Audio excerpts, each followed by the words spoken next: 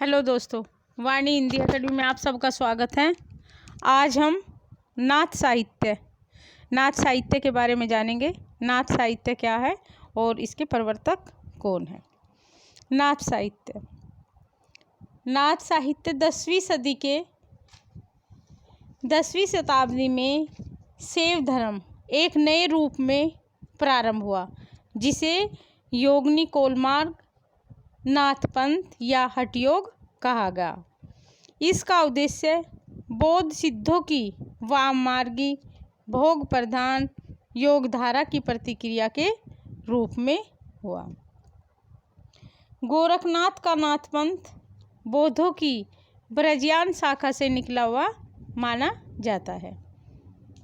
गोरखनाथ ने पंतजलि के उच्च लक्ष्य ईश्वर प्राप्ति को लेकर हठयोग का प्रवर्तन किया।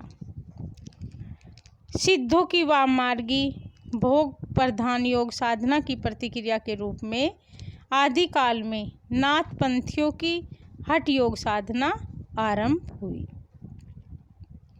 गोरखनाथ पहले सिद्धों में थे और सिद्धों से अलग होकर इन्होंने नाथ साहित्य की स्थापना की।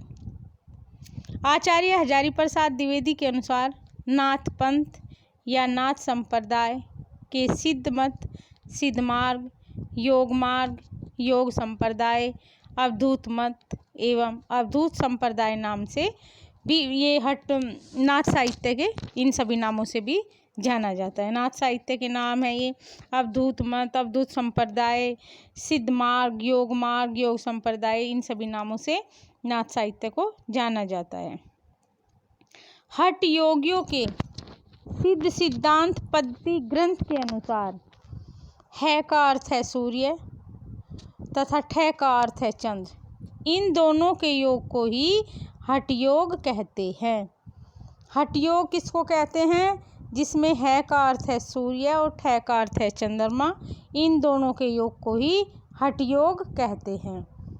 हिंदी साहित्य में 60 चक्रों वाला योग मार्ग गोरखनाथ ने चलाया।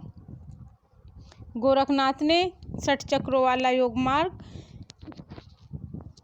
गोरखनाथ ने चलाया। गोरखनाथ को नाथ साहित्य का आरंभकर्ता माना जाता है। गोरखनाथ को नाथ साहित्य का आरंभकर्ता माना जाता है।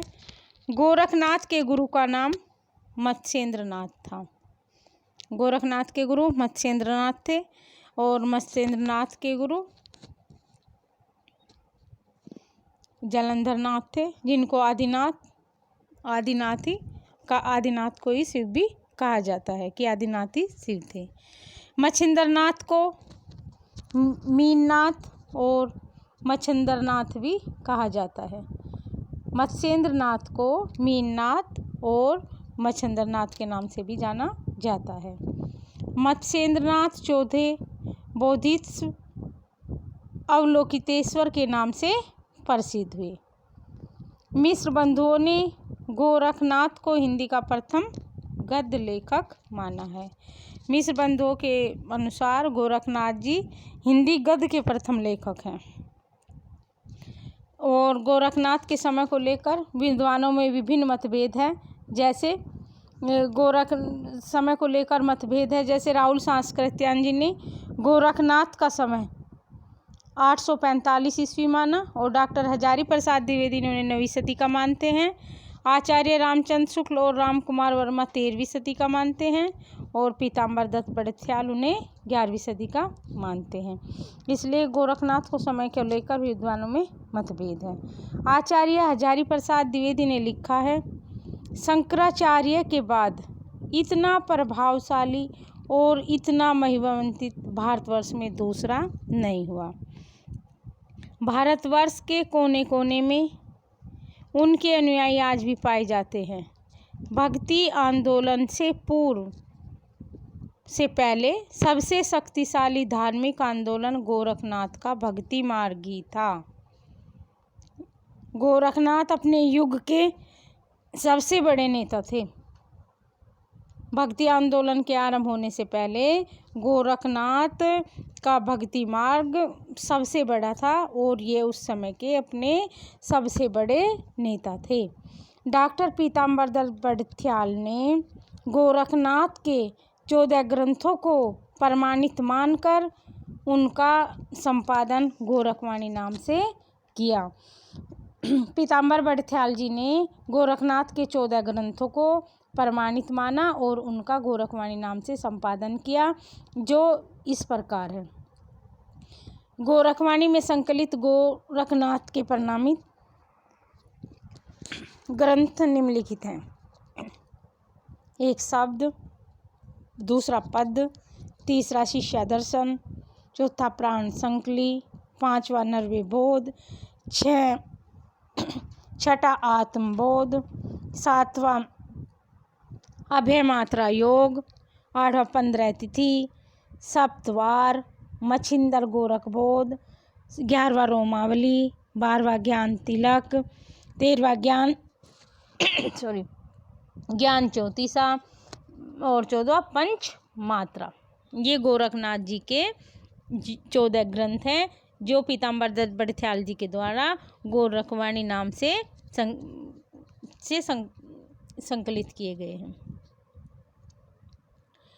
गोरखनाथ के संस्कृत भाषा में लिखे निम्नलिखित ग्रंथ बताए जाते हैं। 1 सिद्ध सिद्धांत पद्धति, विवेक मार्तन, शक्ति संगम तंत्र, निरंजन पुराण, विराट पुराण, गोरक्षतक, योग सिद्धांत पद्धति, योग चिंतामणि आदि इनके संस्कृत के लिखे ग्रंथ हैं। 10वीं शताब्दी के प्रसिद्ध कश्मीरी आचार्य अभिनव गुप्त ने अपने तंत्रालोक में मच्छंद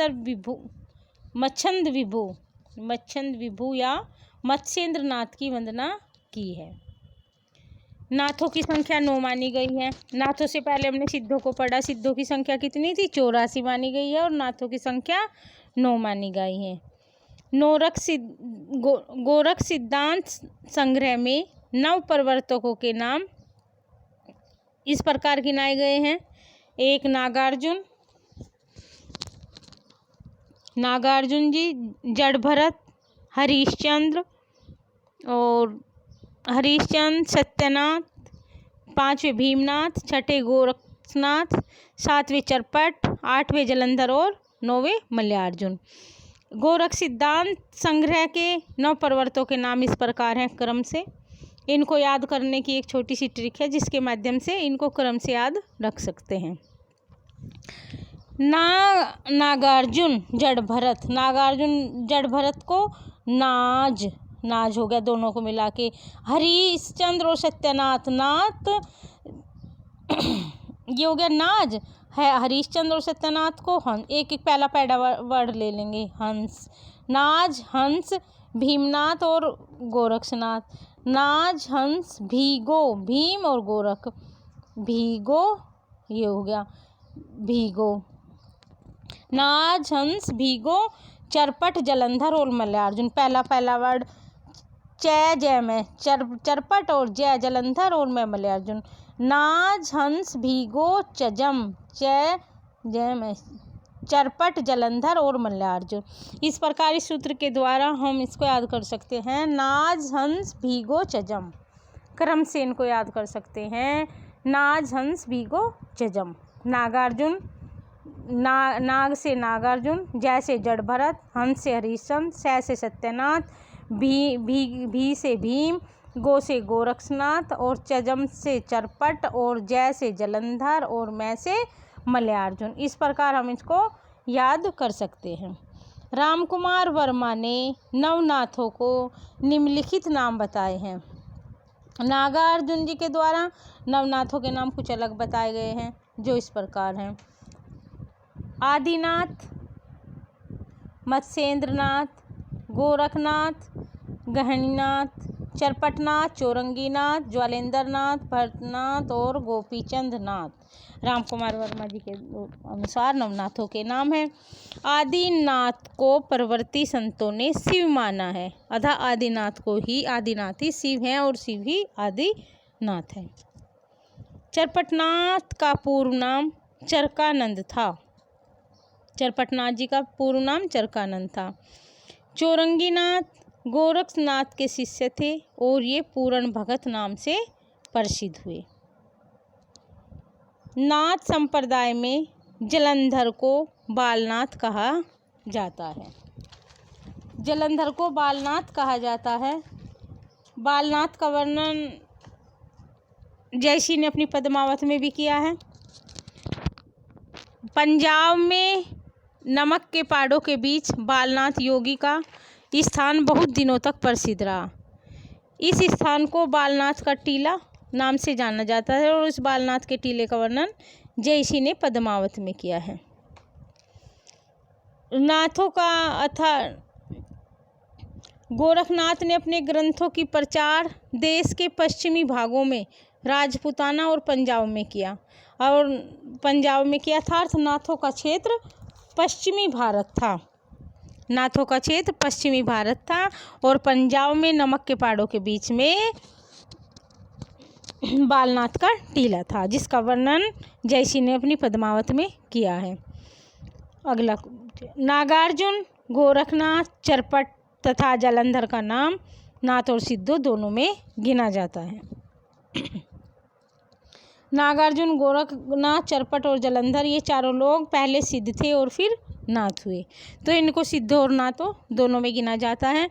यहाँ से अनेक बार परीक्षा में क्वेश्चन बनता है कि नाथ गोरखनाथ, चरपटनाथ, जलंधर इनमें से कौन सिद्ध है और कौन नाथ।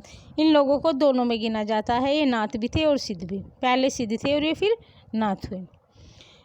नाथों में रासायनी नागार्जुन को माना जाता है। नाथों में रासायनी नागार्जुन को कहा जाता है। नाथ पंथ के जोगियों को कनफटा भी कहा जाता है। नाथ पंथ के जोगियों को कनफटा भी कहा जाता है। कनफटा इनको क्यों कहा जाता है? क्योंकि ये कानों में बड़े बड़े कुंडल पहनते थे, जिस कारण इनको कनफटा कहा जाता है। नाथ पंथियों की भाषा सदुकड़ी भाषा थी, जिसका ढांचा कुछ खड़ी बोली लिए हुए राजस्थानी थी। आगे चलकर इसी सदुकड़ी भाषा का प्रयोग कबीर ने किया है। सदुकड़ी भाषा का प्रयोग गोरखनाथ ने अपनी रचनाओं में गुरु महिमा, इंद्रिय निग्रह, प्राण साधना, वैराग्य मन साधना, कुंडलिनी जागरण, शून्य समाधि आदि का वर्णन किया है। मत्स्येंद्र नाथ का वास्तविक नाम विष्णु शर्मा माना जाता है। इनकी लिखी संस्कृत रचना कोल ज्ञान निर्णय का संपादन प्रबोध चंद्र वागची ने किया है। और नाथों का क्षेत्र था पश्चिम भाग। प्रचार इन्होंने अपने गोरखनाथ ने अपने ग्रंथों का प्रचार देश के पश्चिमी भागों राजपूताना और पंजाब में किया है। तो पश्चिमी भाग में इनका मुख्य केंद्र था नाथों का। गोरखनाथ ने 84 सिद्धों में भी गिने जाते हैं और इन्हें सिद्धों से अपना मार्ग अलग कर लिया था। फिर उन्होंने नाथ पंथ की स्थापना की, क्योंकि ये नारी भोग के विरोधी थे और ये योग साधना पर बल देते थे। योगियों की इसी हिंदू शाखा में ब्रजयानियों को अश्लील और विविध विधानों से अपने को गोरखनाथ जी ने अपने को अलग कर लिया। और अलग करने के बाद इन्होंने फिर पंतजलि के उच्च लक्ष्य ईश्वर प्राप्ति को लेकर हठ योग का प्रवर्तन किया। हठ योग साधना में कुंडलिनी जागरण 6 चक्रों द्वारा किया जाता है, जिससे शरीर और मन की शुद्ध करके शून्य में समाधि लगाना होता है। आज्ञा चक्र में तीनों नाड़ियाँ ईड़ा, पिंगला, सुषुम्ना का मिलन होता है। योग साधना के द्वारा इन्होंने भगवान को अपने घट के भीतर ही उपस्थित होना बताया है और जिसमें इन्होंने गुरु महिमा, इंद्रिय निग्रह, प्राण साधना, वैराग्य मन साधना, कुंडली जागरण, शून्य समाधि आदि भगवान की प्राप्ति के साधन बताए हैं। तो गोरखनाथ जी को चरपटनाथ और जलंधरनाथ नाथ और सिद्धो दोनों में गिना जाता है। पहले ये सिद्ध थे और बाद में ये सिद्धों से अलग होकर इन्होंने अपने नाथ साहित्य का स्थापना की और गोरखनाथ को नाथ साहित्य का आदि प्रवर्तक माना जाता है। गोरखनाथ जी के गुरु गोरखनाथ जी के गुरु मत्स्येंद्रनाथ थे और मत्स्येंद्रनाथ जी के गुरु आदिनाथ थे। आदिनाथ को ही शिव कहा जाता है। Thank you for watching. आगे का पार्ट नेक्स्ट वीडियो में। Thank you for watching.